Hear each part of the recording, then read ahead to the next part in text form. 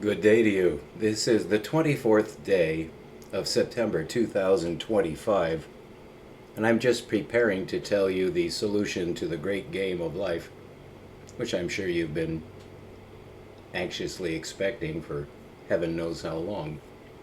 Just to use a little sarcasm, the tool of the week is sarcasm. My first question was, what is the tool of the month? This is the holy anointing oil infused into an industrial rolled joint. I'm preparing to give what amounts to a sermon, but I don't want to scare you. I used to be a pastor. I've attended several churches, not to just drop in, but to live with them and become one of them in several churches, because I was given a commission to preach the gospel. And again, I don't want to scare you. I'm hardly like Billy Graham, as you're going to find out if you don't already know. So I'm just getting ready to give you the secret of the universe. That is the byline of this station. If you're tuned in for the secrets of the universe, you have them all now, because I know you've watched all 1,145 videos that I've released. Now, several people have pointed out to me when I make this outrageous claim, I can only find much less than that. That's because 2/3 of them have been made private, because I drank a lot of beer as I was warming up over the past 4 years. Really, for this day, each day is a new day, and it should be a brand new culmination, because this is an adventure. That's the first thing I want to teach you. I'll mostly be teaching you things you already know. Which can get tedious, but my job is to make this exciting. So allow me to prepare myself to make you excited. Isn't that why you're tuned in? I hope so, because that's why I'm here. I'm quite excited, and this calms me down. It helps focus my thoughts. I've already eaten a gummy bear. I eat one a day, and boy do I sleep well. For an old man, and I've been called that, so I can call myself that, since it's a communally shared notion that 70 years old is, you're an old man. Well, you know what it says in the Bible about that? Just to introduce that as I take a big toke. This is all going to waste. But that's to show you I am free. I don't need to care if I don't want. Am I wasting my life strength? I worked so hard and it's going up in smoke while I talk to you. It's 'cause I love you. Remember Kirk Douglas after he got gut shot? I love you. It's actually a conflation of two scenes. But you can be your own director of your own recut movie. Put it all together the way you want. Who's to stop you? I just hope I don't break into a coughing fit. This stuff is wildly powerful. All right, let's get going here. Within a couple of short minutes, I'll be ready for you. I'm here to help you. I try my best to be positive. Oh, those guys in Cincinnati. I think that's right. Yeah. Bale up the hemp and send it off to Pittsburgh for processing. I'm sure there are no additives in this dispensary dispensed. Actually, it's holy. America has freedom. Well, I don't necessarily disagree with that, but let's get more specific. You made alcohol illegal enough to destroy the Napa Sonoma wine industry, which has since recovered marvelously, but Christ almighty, a free nation? Huh. But what about marijuana? It was illegal in America. You fucking idiots. So I'm trying to get you ready for some news that will be challenging. Don't you want to be challenged? How can something be exciting if it's not challenging? If you are going up to the top of a roller coaster and you're not just a little worried as you get to the top, why are you doing it? You're supposed to be scared. Your sisters are supposed to be nauseous. Maybe one of them will throw up and, man. See, that's why we're supposed to be like little kids. You're not afraid of death.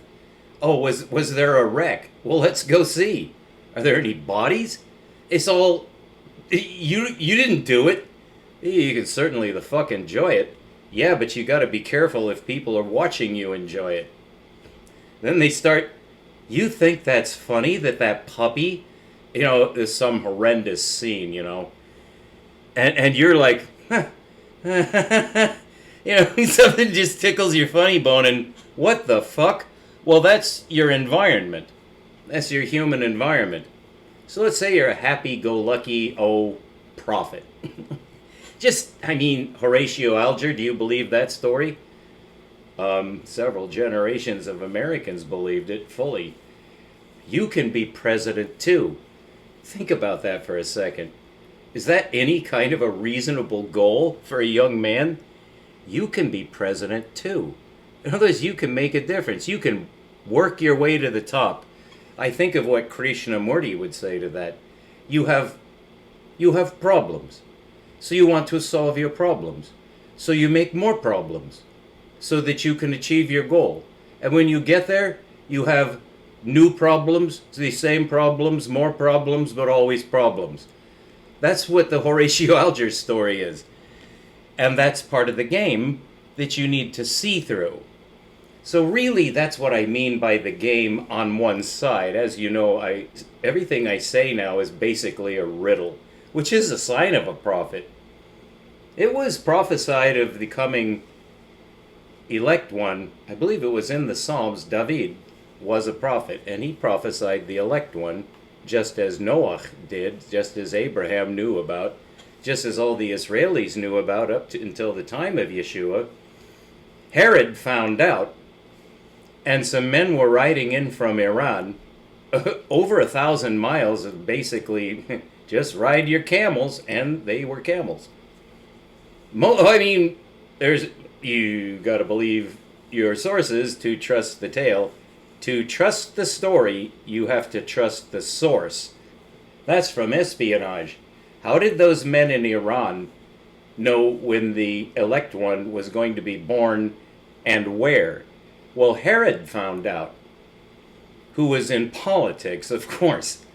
And, there's your Horatio Alger story. Herod, man, he fulfilled the American dream. He made it. He could make a difference. Well, he tried to murder all the children in the town when his wise men told him, since he's basically the king, although Herod was operating under Roman rule. Oh, well, that just would pull his dick off, just pull his talons out, just yank his teeth. Oh, Horatio Alger turns into Judas every time. But there were two narratives going on. There's two stories. All it is the birth of a child, just like any other child. Well, actually, there's a footnote to that. This was not just any child. This was the child that had been predicted since before the flood.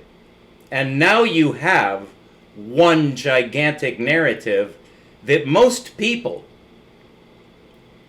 excluding the blacks, whites, and Orientals, most people, the original people, the Shemitic people, the brown people that aren't Chinese is one way to shorthand it, they had a narrative which we know as the Holy Bible, but actually I'm a biblical scholar and I'm a Holy Scripture scholar. In other words, I've ranged worldwide.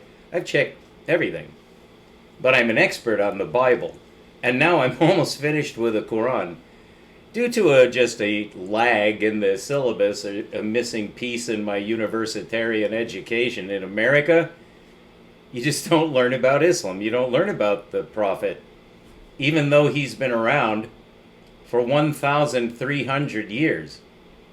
This culture has existed in the middle of the earth, with the whites to the north, the blacks to the south, and the Oriental people on the other side of the Himalaya mountains. Well, you might be led to ask, when you achieve maturity and become a scientist of the rational and positively oriented source, let's get to the bottom of things, let's learn what's what makes the things go round and round in the sky, what makes the wind blow, the trees grow, and the tides change. Let's learn everything. Well, what about ourselves? We learn history. What did we learn? There is this narrative that comes from the beginning of human history. There is now a new narrative, as you know. Do you know its genealogy? It arose in England about a century and a half ago. You could peg it at 2 centuries ago. That would be, let us see, this is 2025. If you subtract 200, that would be 1825. Perfect. That's when the second narrative began. Before that, what was developed? Millions of years. Millions of years. You have to hold your hand up. Millions of years? Millions of years. How far back does human history go? 10,000 years. That's rounding it up. Because it's an order of time. I speak in scientific, notational. It just makes things simpler. We're human. But if you wanted to be more specific, you could be. But as for the date of the fiat of God to create the universe, Archbishop Usher almost got it right. He was close. I've gone into the Islam records to check how far back the human record goes. Well, that's a scientific inquiry, but man, does it get weird towards the beginning, because you're not sure who's making things up. Because after the fact, you can explain the fact with a post facto explanation. And that would essentially be a guess. And so now it's forensic. And that's the game. That's the game that I wanted to introduce you to. It has so many levels. It's hard to know where to begin to talk about the game. But this is really what I wanted to focus toward, is this game of figuring out where we came from. To say that it's an emotional issue would be just to expose my own lack of ability to know what other people think about that. I'm really going out on a limb to try to state statistically how people have reacted to that narrative. Because you know what time frame we're talking about is all the people who've ever lived. Well, you can imagine that might arouse some emotional issues. Boy, the old cliche is that's the understatement of the year. Men have killed each other over this.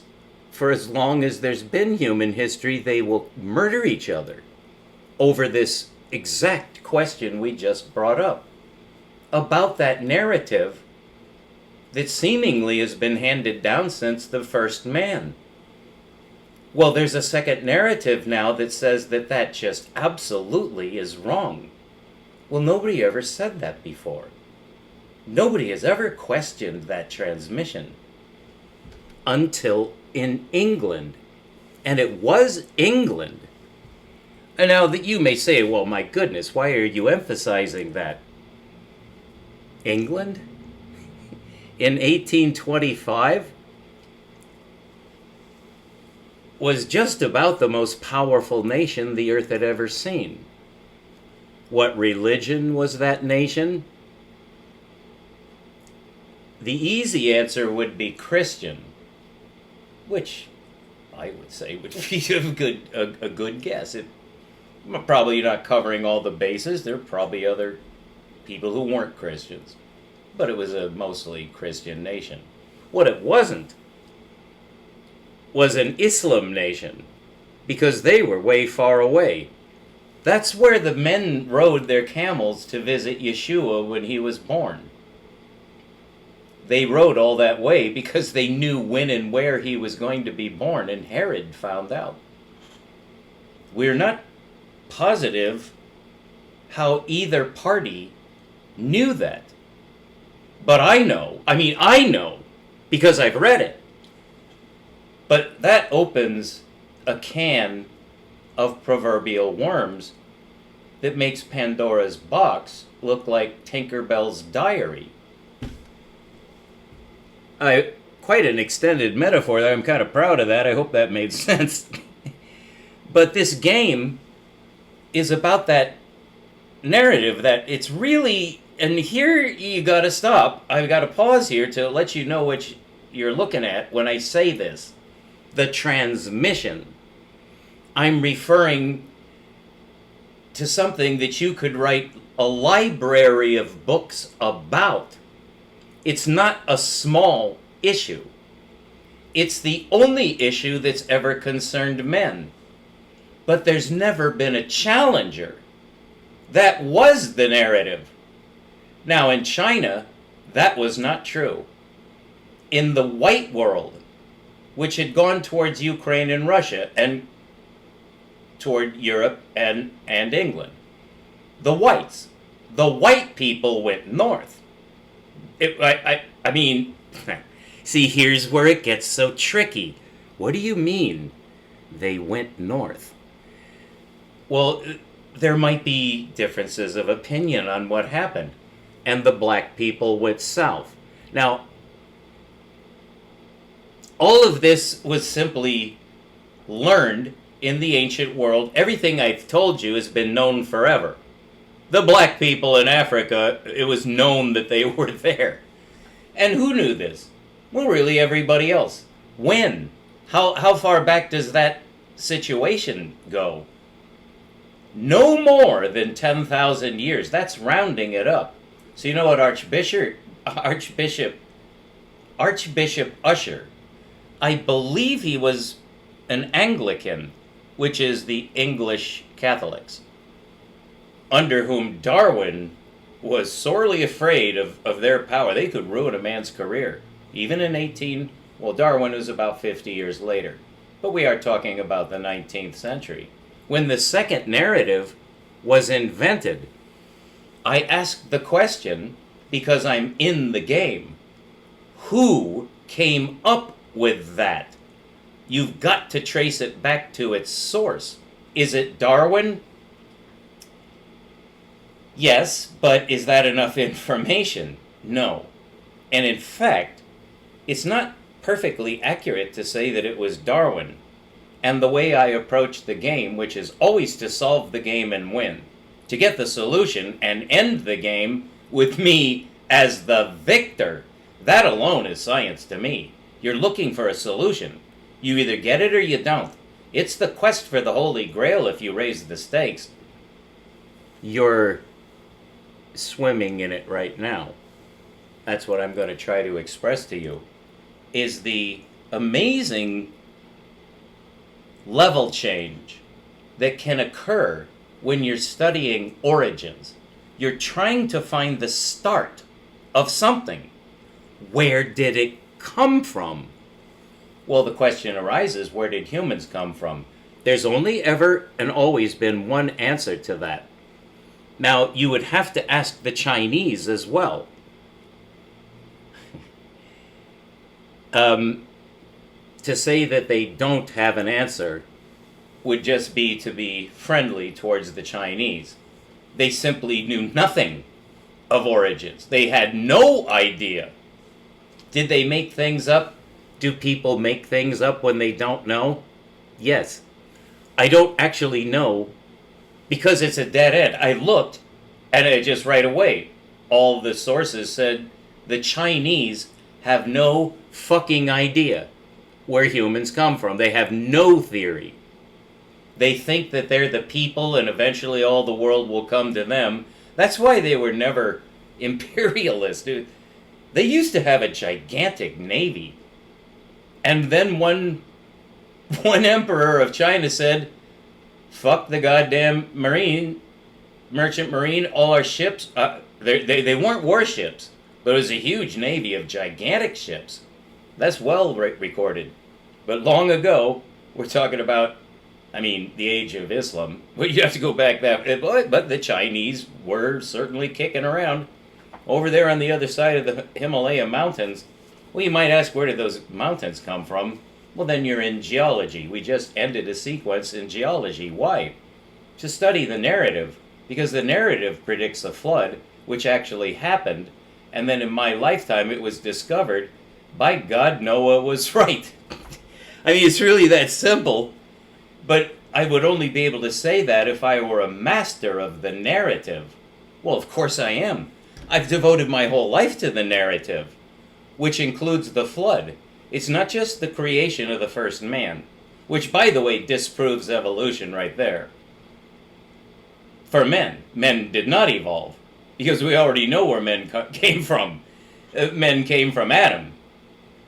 Now, the speciation theory simply doesn't fit that narrative. So where did that come from? England. The whites. Well, it's true. So just say it. The black people didn't invent that idea. Of speciation? The black people did not have that advanced of anything to come up with an advanced scientific theory like that. The flood? The Africans had no conception of a flood. There's no reports anywhere in Africa, oh yeah, we have a flood story. No, they don't. My point being that the narrative is limited to the brown people called the Shemitic people. You might ask, who are they, and why would you say, how do we know that? Well, the Shemitic people are descended from Shem. And this is where it just starts to get weird for a Western scientist, because now you're turning him off. He doesn't want to hear this at all because he knows it's not true. So he's not listening. Well, that's a real problem in science. And it's really, what's happening is because of emotions. Emotions are involved. Oh, I'm stronger than God. I don't care about your motherfucking God. And as for your Jesus, you know, it just goes on. You almost have to forgive them because they're so blind. It's like they've never seen light. They don't know what they're doing. They're just retarded. I use that word because it's a useful word in the right context. Has nothing to do with Down syndrome. That's where the stigma came from. And there's a great joke about that, which I should tell, because it should alarm you in some way. It is a funny joke if you have a macabre sense of humor. So there's this kid who really couldn't talk very well. You know, so he's a kid and he has to ride the bus for the first time, you know. He just moved to the city and now he's kind of like considered to be retarded. And so he's boarding the bus and he says, and then the driver kicks him right in the face and knocks him backwards, slams the door and drives off. And this kid like goes home, sorry, I know what I did wrong. And the poor retard, sorry, that's how we told the joke back then. And the retarded young man, whenever you just replace some word that you do like, this is actually how the joke was told to me. And so, I think he's a kid with a speech impediment, but we all know that's why he's deaf, and then so he must be retarded. Well, that actually did happen. That was tragic. When you're deaf and people think you're retarded, but you're actually just deaf. Could be Einstein was deaf, well, never would have written his equations because he would have been put where he never would have learned mathematics. Because he's retarded. Well, I don't know. Maybe he still would have. Who knows? But the kid comes back the next day. Didn't say anything to his parents because he's a humble boy. He knows he's inferior. He's just trying to be good. All he wants to do is go to school. I start crying. And he goes to the door zone and he... Hi, I like... Wham! The boot just whack! And now the kid's lying there, the door slams, and the bus drives off to school without him. And of course, he's not happy with this. He's thinking of mommy, he's thinking of daddy, they're so wise. So he just goes running home, really, really, you know, he's empowered to run. Hey, they can run if they want. Fuck, probably better than you. If you're a deer, you learn to run. I'm just saying. Thinking some ecology anyway. So So he's like, and then he gives up at the door. No, I don't want to hurt anybody because God loves me and Jesus. What would Jesus do? The poor kid, he's just retarded. He doesn't know what the fuck he's seeing. He's thinking he's just filled with love and generosity, and he's trying to grow. And he's not saying fuck the world. When I get,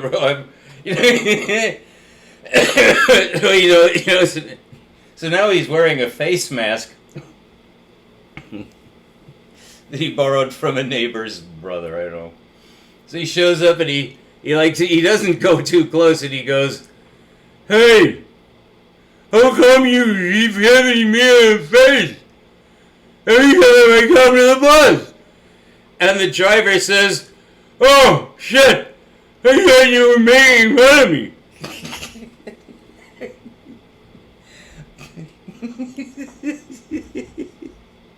So I think that's the end of this video. I hope you learned a secret or two of the universe. Now, just give me a moment. Remember, this thing burned down by itself. I just lost like $7. It's still smoldering. Yeah. Well, so that was the end. So that was a miracle of synchronicity right there. I just happened to pick as just a last wisp. What are the odds? It's just, by the time I got to my, it had to be one last poof, and then it's completely gone. Monstrous odds against that. Well, what are the odds of the record of the very first man, or I don't care, within 10 generations of the very first man? Well, in jolly old England, nobody's buying that one anymore. Because of millions of years. So really, you keep hearing that. I mean, it's took me decades to catch on, so I'm not like trying to, I'm not trying to trick you. This happened to me too. It's like you just keep hearing it. Because you need to know some of my history now, so you know how I know all this. In the 60s, this challenge to, in the schoolroom, it was like, no, we have to teach evolution because it's true. Well, if evolution is true, then the narrative is wrong. Well, I think you might just suspect that might produce a conflict.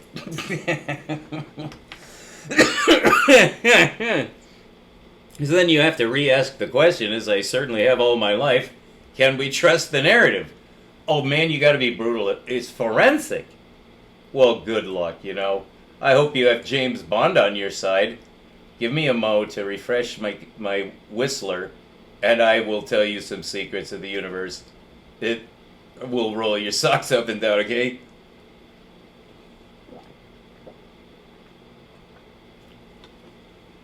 You know who James Bond really is? I don't want to go into that, but I'm just... Remind me later. Someday this will be interactive, and you go, hey, you didn't tell us the story of who James Bond really is. Wouldn't you like to know? I'm telling you, you fucking yes would like to know, but do you know? Well, it's the same thing with the flood. In my generation, just to complete my little lemma side, story, which I love to do, you gotta hope the guy comes back, so you're always taking a risk, and sometimes they don't come back, because, stoned. You just wander off and tell many stories to add to your mainstream story. Which is what? It is the flood. Because it's part of the narrative. How the devil did anybody know there was a flood? It's right in the Bible. I can say that much. Everybody knows that it's in the Bible. The flood? Yeshua said it was true. Well, how did he know? How did anybody know there was a flood? Was there a flood? Well, now you have to ask a science question. Was there a flood? As I was growing up, and by the time I entered high school, the answer to that was no. I mean, unless you believed the narrative, in which case it was 6,000 years ago. I mean, that's not that long ago. I prefer to say 10,000 years and just give it a little cushion, because it's definitely not older than 10,000 years ago, which is what? Several things all began at once. And again, that's part of the narrative, that everything began basically right around the time Archbishop Usher figured it out the same way an Islam scholar would. Just because he's an archbishop doesn't mean he's a bad scholar. Some of them were world-class scholars, and one of my teachers was a Jesuit, which is as Catholic as you can get. His name was Roger Boshkovich, but another story for many videos on Roger. We'll be talking about Roger because he's my chief teacher. He's the one who showed me, with his amazing Boshkovich force curve, the conjugation of infinity in quantum space. I had already discovered the rationalization of infinity, and I knew that I was looking right at quantum space, but I didn't know that quantum space is defined on the rationalization of conjugal infinity, which I discovered. That's my main discovery, is the conjugation of infinity, because now you get rid of it, and with it you get rid of zero, which has been a thorn in the asshole to mathematics since mathematics was invented.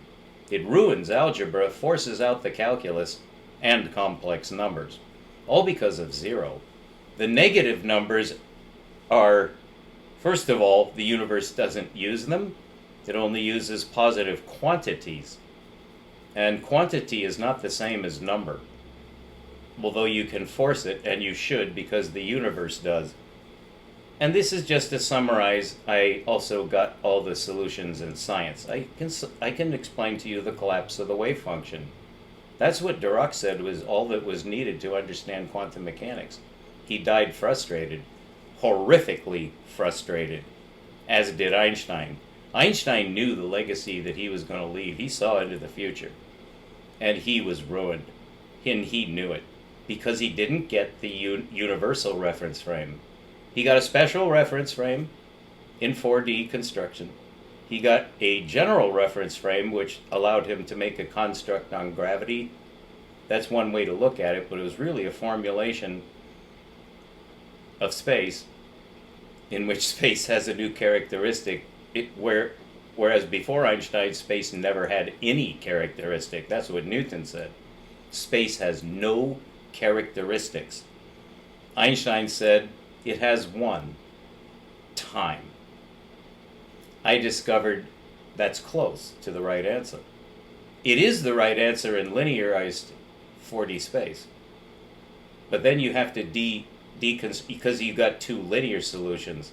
That's not how it works in the universe. You can't have linearized time. It's a nonlinear number.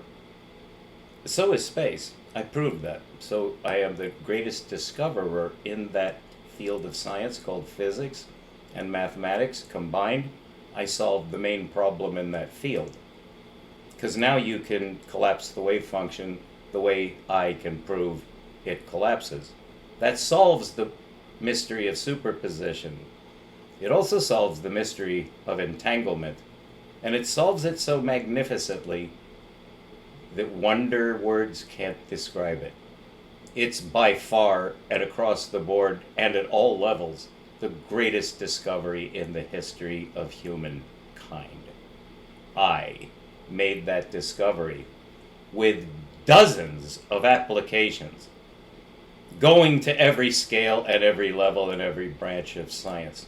And now I'm completing my work by solving all the problems in religion and philosophy at a stroke, with a one comprehensive vision of a game, which solves the problem of your guilt at the homeless around you, the poor victims of Hitler's rage.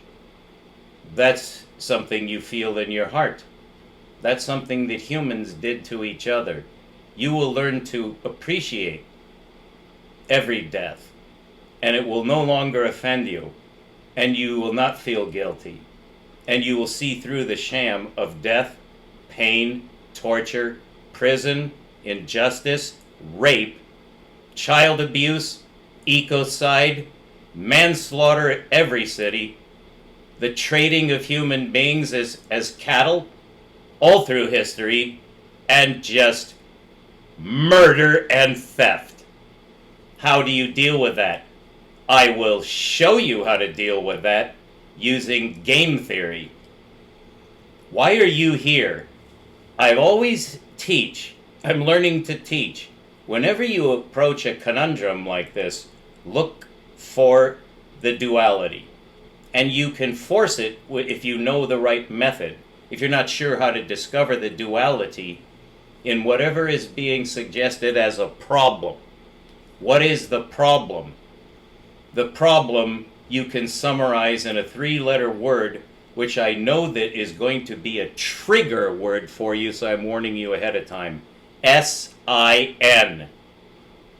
That's what's killing you, is the pain you feel at injustice, the rape of the earth, the rape of everything worth loving, the rape of everything, just rape.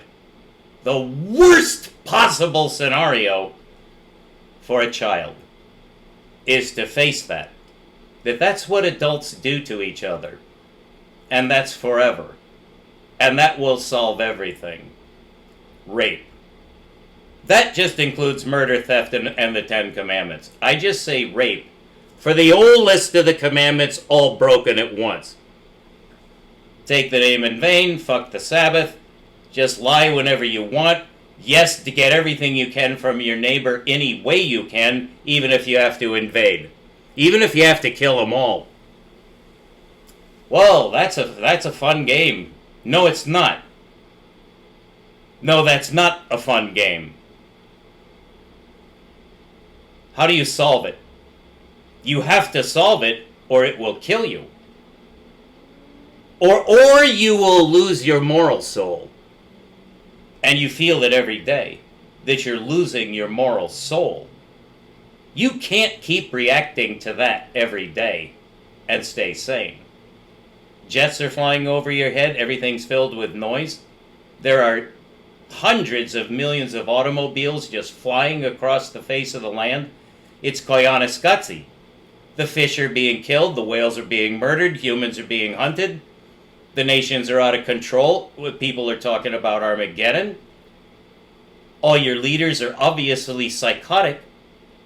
What the hell are you... And we're in outer space. Wow. And splicing genes. Wow. And making military robots with AI. I wonder what those are for. Well, they're military. That's just something that always happens. While the puppies are growing up to have more puppies. Do you understand what I'm saying? That is the dark side of the game. I know now what I can easily state, but this was not easy to learn. It was an empirical study which almost killed me, because you're walking a tightrope with this stuff at all times. You're talking about the deepest seated morality, the basis of human interaction. And all around you, you see that something was wrong from the beginning. Something is built into the system that destroys the system. Is that true? No. No, it's not. And this is going to sound brutal, but I have to tell you the truth now in its most juxtapositional, perhaps confrontational form.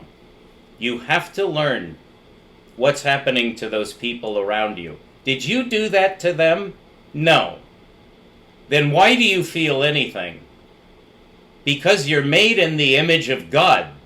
You're made in the image of God. God means the one that I love.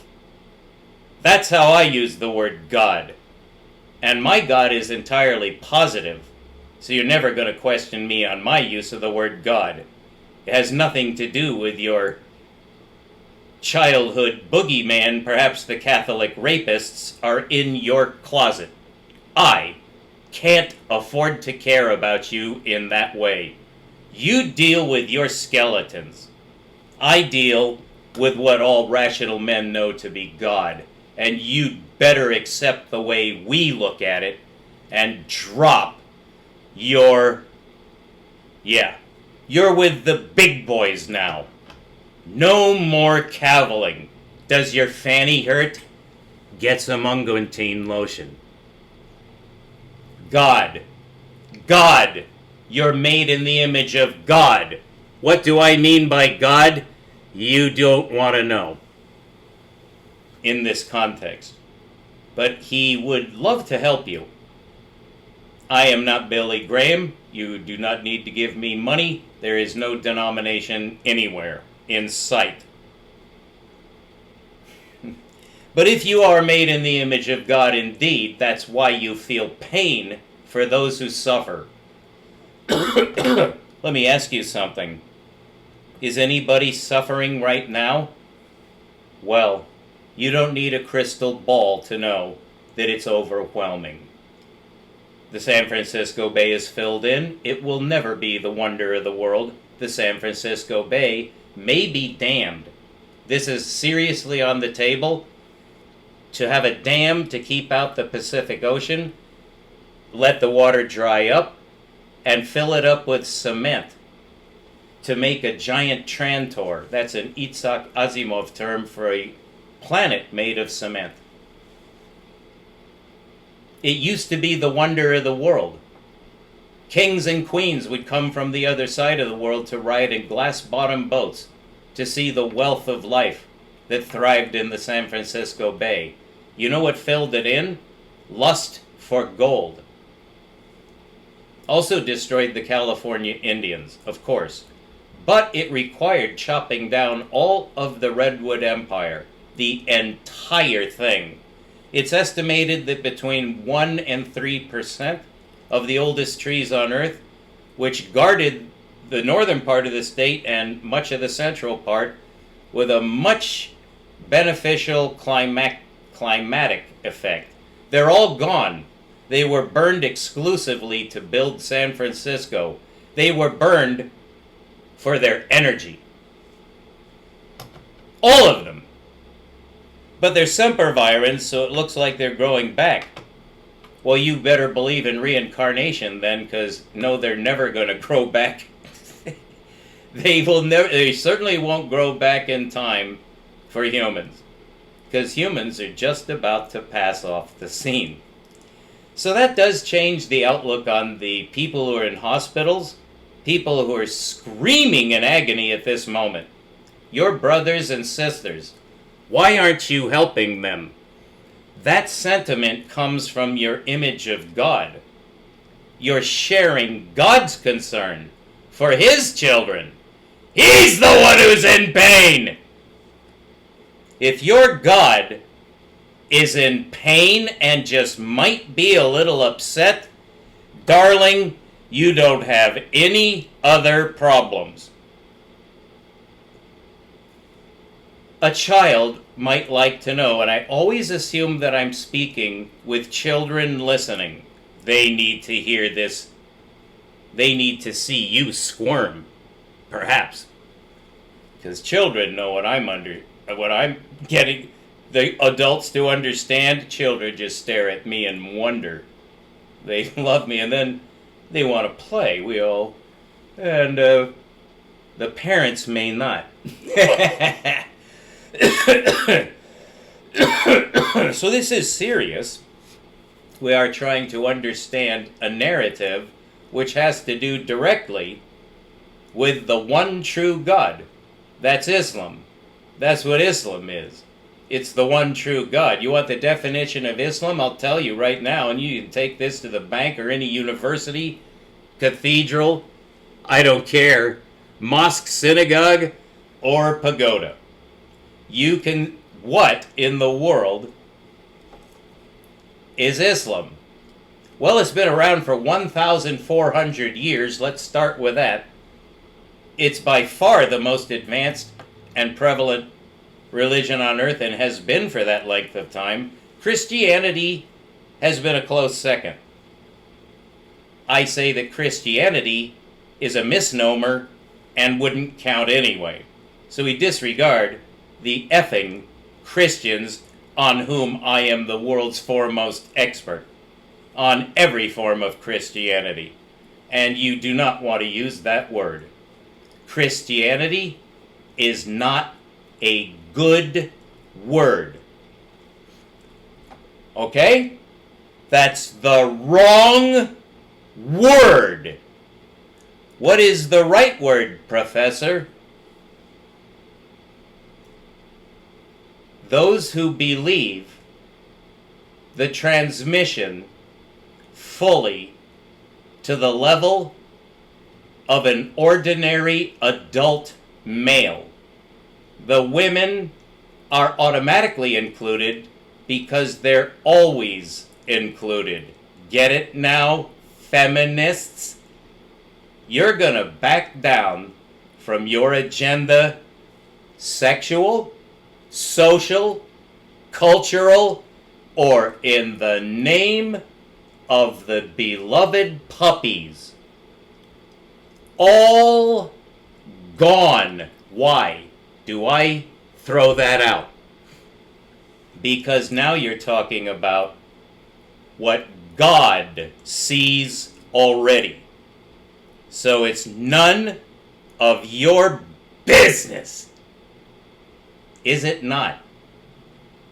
Am I my brother's keeper? That's what Cain said after his brother was dead. And the Lord was questioning him. Where's your brother? These are the first two children of whom we have any record. There's always a question of incest. Motherfuck, what do you think happened, bozo? Things were quite different before the flood. Quite different. Yeah, they got pregnant again and had more children, and those children had to intermarry. But it was a once-off, so that was part of the genetic programming according to evolution. And I used the word correctly, and I'm the only man who has ever used that word correctly. So you're looking at more than just a saint or seer. I've also mastered science, so I'm the foremost spokesman for the West now. I will confess our sins before the world, and I am not included in their sins. They did it. I didn't. I tried to stop it in every way I could by preaching to all ears at all times, all through my life, the truth of the transmission, the knowledge of the flood, the Creator and his first man on earth. Yes, eat it. That's the transmission. Who wrote down that Adam got information from his Creator? Did Adam write it down? That's a very difficult question to answer, but I can answer it. There are two possibilities. But the answer is, somebody wrote it down who signed his name Adam. This is the book of Adam. I believe that that line was not written by Adam. I believe, for very good reason, that that signature was attached by a later man. It was the seventh generation from Adam, a man named Enoch, whom I call Hanokh because I find that to be a more pleasant way to say, in a more correct way to say his name. It's Hanokh, but it means Enoch. And he's documented, Yeshua definitely knew him personally.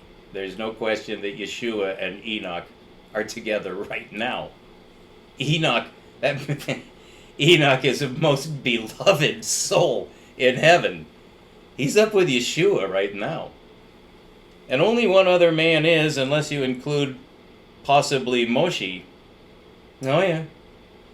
Moshe, Elijah, and Hanokh. So Hanokh wrote, you could say he lied. I would be very cautious under the circumstances in saying that he lied. He signed Adam's name for him in the first book, because even though it says the book of Noah, it's the fifth Toledoth. I'm sorry, it's the first Toledoth. Is where does the transmission begin? It begins with Adam, of course, because Adam got a transmission from his Creator. And that's in Genesis 1. We don't know how much is there, because the Jews owned it for a long time. There's good reason to believe that the Jews mostly left that alone. It was to their advantage, they thought, to leave that alone. You don't ordinarily tamper with Scripture because someone will catch you. and there may be an open disagreement that's unfavorable to all. You don't want to change the transmission. That's unreliable, but you have to guess. It's forensic. This is where you start to use your detective skills. Well, I'm a spy. And you know what a spy actually is? It's a detective on paint. As my brother taught me to say. If you don't know that expression, I'm sorry, but it means... I knew what it meant when I first started. I'm like, on paint? I'll bet I know what that means. It means you eat chips of paint, which have lead in them, which now you're going to start talking with a slur pretty soon. Alright, so that's 50 minutes, and I hope I've given you an introduction to how you can solve the dark side of the game. You pay no attention to it except to see how it works to your advantage. And this brings shame to most people. You're going to have to overcome your shame if you want to stay sane, because I'm authorized to tell you, what you don't want to lose is your moral soul. You have to protect it. And so you can't afford to look anymore at what you see. Well, you know, there's a danger in that, so I don't really strictly recommend that. So what do I have instead for you that solves all this? I promised this to you at the beginning, so I'm going to deliver. What's the solution to this nasty problem that you can't stand the world you live in? Because it's killing you with pain. Think one thought every time that thought comes to you. My father must be crying. My father feels this more than I do. My father must be ready to come and fix this soon. He is. That is the transmission. That is the gospel. It's not God himself. It's his son. That's what it means to be the Messiah. He's the elect one. Well, when he was here, he said, my kingdom is not of this world. He didn't necessarily mean the earth. He said the world. But we're actually not sure. I am. It's going to be here. You know why? Because everything is going to be fixed. He's the master of time.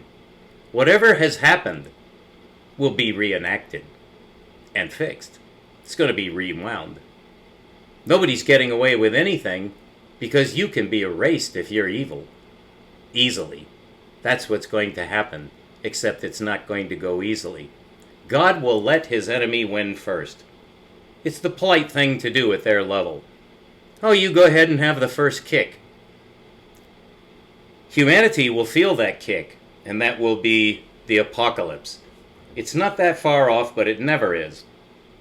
We don't want to second guess heaven because it is said that not even the sun knows that day and hour. So is it going to be the next attack by the United States on Tehran? We're not sure. You know why? We don't care. I told you why that's happening, so you know all the secrets of that. It makes perfect sense the way I explain what's happening. It can't be stopped. You just have to look at it and say what it is. But you don't need to tell anybody else. You just need to know what it is and move on. What is it? Beneath your dignity. You don't need to care about that. Let them kill each other. Was there a rape a block away? Good. You better turn to God then, but you don't want to say that. They'll turn on you like swine and rend you. They turned on Yeshua. I won't say anybody's turned on me, but let me tell you something about what you're up against. You need privacy to play this game. You need to make a plan to subtly and strategically withdraw, and start now. You need to pull in your horns. Stop participating. You need to stay up later at night and start looking at the stars is my prescription for your life. You want to get into the game on the good side? Start looking at your Father's kingdom, which every prophet has told you to do since the beginning of time. You study the cycles of nature. You're afraid of the night? Then study the wind. Learn the currents. Find where the birds live and how they do their lives. Be in love. Stay in love. Stay out of trouble. Stay Stay on the good side. Be filled with love. Be expressive of peace. People will see you drawing away. You don't come to the poker game anymore. You don't attend church anymore. You don't show up at the voting booth. You're sick and tired of playing cards. You're not watching football. You're giving up on all this stuff that's killing you. You're going somewhere else. That is correct. Start thinking that way.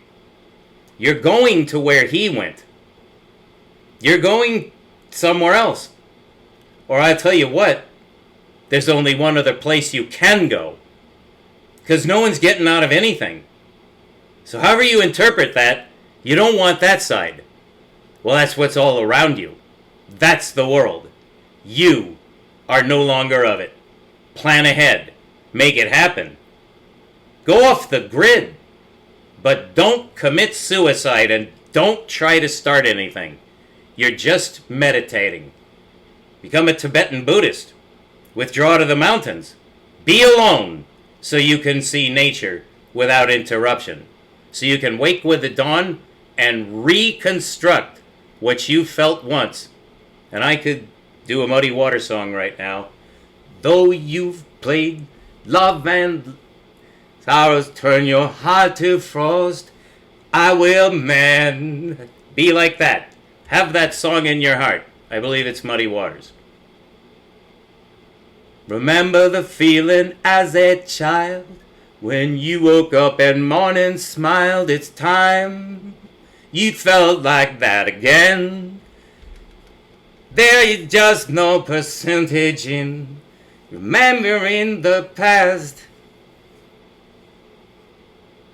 Try to live again and learn to love and laugh. All right, I'm not Muddy Water. Thank you for tuning in.